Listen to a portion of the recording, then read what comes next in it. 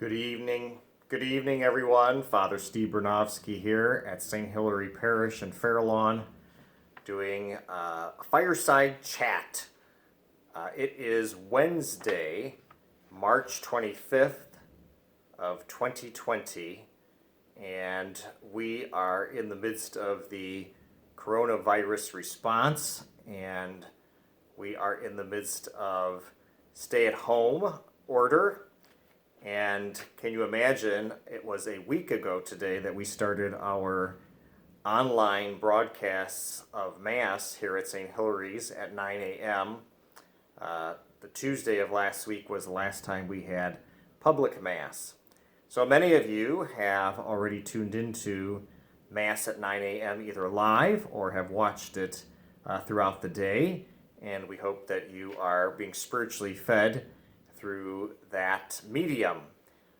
If you are not aware, you also, through Facebook and on the parish website, have available to you a Bible study from last week's Gospel by Director of Faith Formation, Randy Malik, as well as 3 segments of a church tour that I did last Sunday, and also links to other resources that we have done here at St. Hilary's in the past, such as the Teaching Mass, which I did several years ago for our RCIA participants. And then you can see also links to so many other resources. Also remember, as a St. Hilary parishioner, you have access to the vast library known as formed.org. And if you go to our website, you can find information related to Formed and the code that we have for our parish. There's all kinds of videos, Bible studies, theological reflections, studies there for your enjoyment, for your edification during this challenging time. So it's been a little over a week since we were together for the celebration of public Mass, and for some of you, over a week now for being teaching at home. And a lot of good humor going on. I was just talking to a gentleman on my walk in the neighborhood today, and he was being very funny about his job as principal and his wife's job as teacher. So I think there's a lot of good respect building for our faculty on behalf of our parents. It truly is not an easy job, as many parents also are working from home.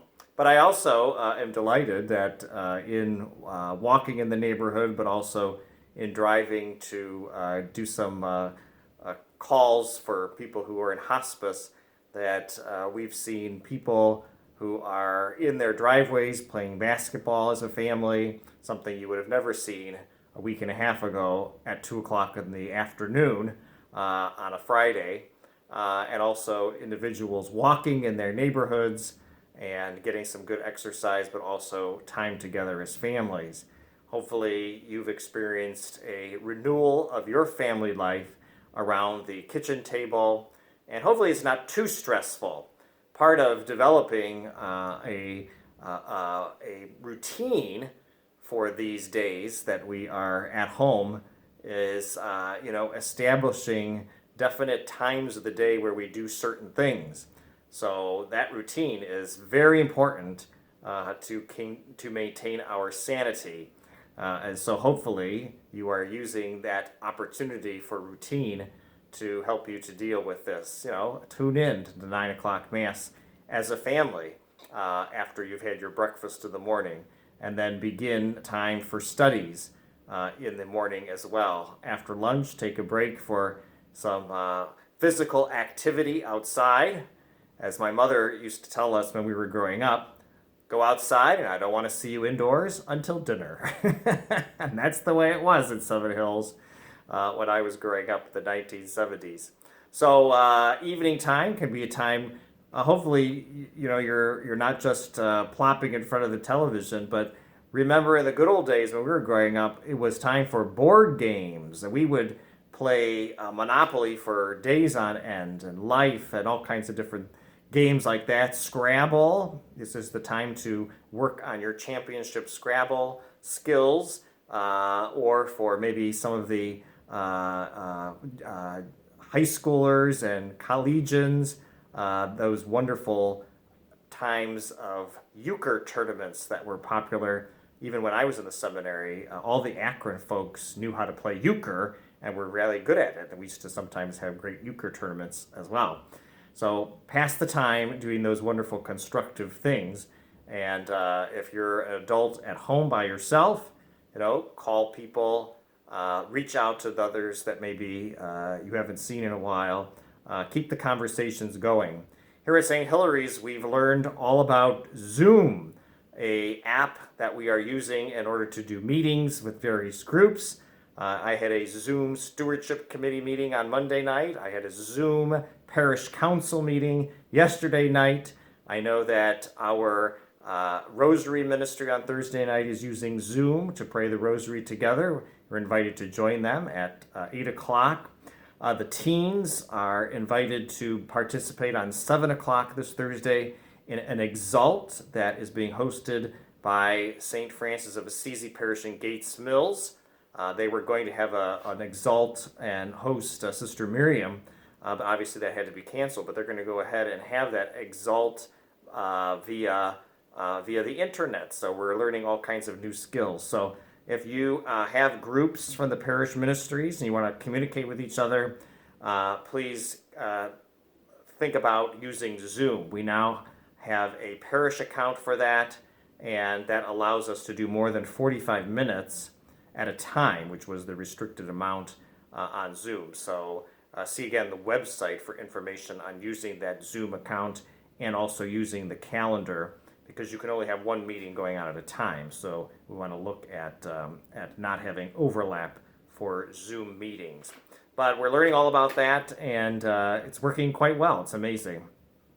So tonight, with the Fireside Chat, FDR had his Fireside Chats. The point was that he was talking on radio, and the families at home were by their fires. At least that was the image that was being used. Well, we have a fireplace here in the dining room at St. Hilary Rectory, so this is my Fireside Chat to just say hello to everybody and to encourage you during this challenging time.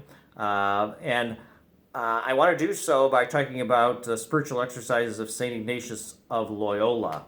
I actually started a 10-week kind of retreat, if you will, way back in January on the spiritual exercises. It was one of my goals for this year in the area of spirituality to do a Ignatian retreat. Usually people do a 30-day retreat and they go away for 30 days. Obviously that was not possible. Sometimes people will do a week, but I was thinking about doing it, and we have a parishioner here at St. Hilary's by the name of Lisa Masello, and she's also on the faculty at Walsh Jesuit, and they offer this type of retreat experience for obviously teachers and also parents, but also the wider community. We've advertised in the bulletin to do a Ignatian retreat during your regular life. And so I've been spending time in meditation every day since the middle of January, and I've been meeting with Lisa once a week for an hour to go through the various weeks of the spiritual exercises of St. Ignatius. One of the things that St. Ignatius talks about is the examen, and it's a way to enter into prayer. And usually people do this examen at the end of the day, but it can also be done at the middle of the day as well. If you go to Walsh Jesuit, I've been there for confession several times, and approximately at sometime between 2 and 2:30, there's a little bell that rings, and everybody stops what they're doing, and they actually do an examen right there in the middle of the school day. So the examen is a time for reflection, and maybe this is a good time for us to have that opportunity for reflection at the end of our days. And this examen is based on one that's been done by James Martin, the Jesuit. You may know him from Jesuit Media, from America Magazine, that's produced out of New York, and other publications that he has done. So I'm just going to go through the steps of the examen, and you could follow along, and then since this will be available online, you can use it on a regular basis to remind you of the various steps of the examen. So the first part is to be aware of the presence of God. So sit quietly in a place of prayer, close the door, get rid of some of those distractions, and just ask God to be with you. Or maybe it's asking your own self to be aware of God's presence that is already with you. And if you'd like, you might imagine yourself sitting with our Lord Jesus. But whatever way you do it, let yourself enter into God's presence. And remember, this examen is a conversation between you and God, and it is an opportunity for you to look back over your day. So take a few minutes to do that, maybe 10 to 15 seconds, thinking about your day and with God. Now, the second part of the examen is to call to mind 2 or 3 things from that day that you were grateful for. Now, in confinement for COVID-19, maybe you're thinking, well, I'm not really grateful for too much nowadays. But for instance, today I did a walk in the neighborhood. I'm grateful to have bumped into several parishioners, although we did maintain our distance, and also the signs of spring that are coming up in people's yards, the crocuses, the daffodils that are springing up that are such a wonderful reminder of new life. So what are 2 to 3 things that you're grateful for in the past day? And they don't need to be big things, and they are anything that blessed your day. Call them to mind, one by one, savor them, and thank God for each of them. After you pause to do that, the next step is to review your day from the start to now. Try to notice where God has been. Where did you accept God's invitation to be loving, to be grateful, to be yourself? And where did you turn away from God's invitation? Think of specific people or places or events.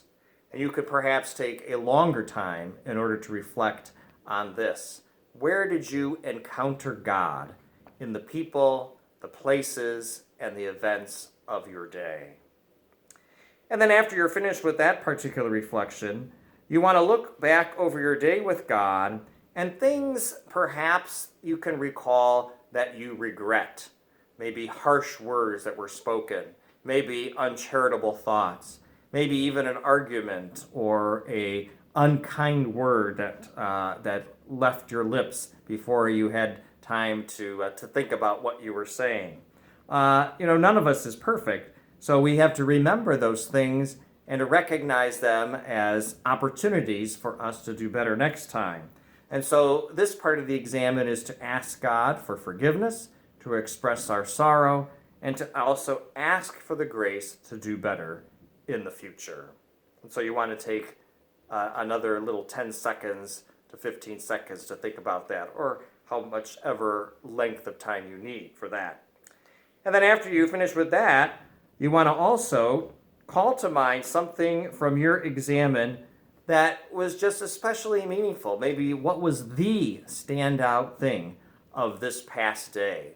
Whether that was an expression of God's presence in your day. Maybe that was a conversation with someone that was particularly uplifting. Maybe it was an act of kindness that you were able to show to someone. Think about those and bring it before God. Maybe you'd like to say something to God about it. And then maybe you would just be quiet and let God say something to you. At the end of the examen then, take a deep breath and ask for God's grace to see where He has been in the rest of your day to come, if you're doing this in the middle of the afternoon, or the grace to see God in the day to come, tomorrow, and to help open your eyes so that you're aware of God's presence, both in the blessings and in the joys, but also in the challenges that you will be experiencing in the day ahead. And so this is the examens, a very meaningful exercise to do at the end of the day. And of course, you could always add to the examen by concluding with prayers of petition for specific individuals. You could also, as a mom or dad, lead your family in the examen. It's a wonderful opportunity to do this as a family because you've got time to do it now. And building this type of practice into your family life could be very, very meaningful in the days ahead. And then maybe you would end your period of petition with an Our Father, a Hail Mary, and a Glory Be, right? And so the Examen of St. Ignatius of Loyola. It's a wonderful opportunity for us to grow in faith, especially during these challenging times. I'd like to end with a prayer by a Jesuit. His name is Pierre Teilhard de Chardin. He's very well known as a proponent of seeing God's presence in creation and in nature. He was a theologian, a paleontologist, and his prolific writings integrate theology and science and spirituality. So he has a beautiful prayer, which I'd like to share with you, that I think could be very meaningful during this time when maybe we're impatient with ourselves or impatient with our kids, impatient with the situation that we are presently in. But we ask for the Lord's grace during this time. Above all, trust in the slow work of God. We are quite naturally impatient in everything, to reach the end without delay. We should like to skip the intermediate stages. We are impatient of being on the way to something unknown, something new. And yet it is the law of all progress that it is made by passing through some stages of instability, and that it may take a very long time. And so I think it is with you. Your ideas mature gradually. Let them grow. Let them shape themselves without undue haste.